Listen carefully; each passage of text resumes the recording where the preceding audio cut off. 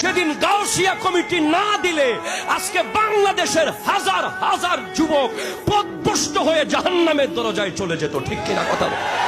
হাত ধরে বলেন ঠিক কিনা বলেন। আজ আমাকে যখন প্রশ্ন করে যুবকরা, হুজুর আপনার কি আর কোনো সংগঠন নাই? কোন সংগঠন কি আপনাকে হাদিয়া দেয় না?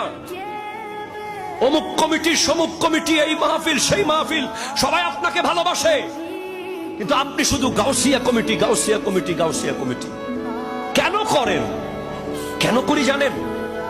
আমি কেন করি জানেন? আমাকে যদি গাউসিয়া কমিটির মাহফিল বলে, ওয়াল্লাহ আমি 100তে 100 চেষ্টা করবো ওই মাহফিলে আসতে। কারণ কি? আমার একটা স্বার্থ আছে। আপনি আমাকে যাওয়ার সময় 5 প্যাকেট বিরিয়ানি দিবেন সেটা না, 10-20 হাজার টাকা দিবেন সেটা পরে। আমার আসল স্বার্থ হলো, আমি নিজের চোখে ঢাকায় দেখেছি, আমি 2019 সাল থেকে ঢাকায় জমা পড়াই।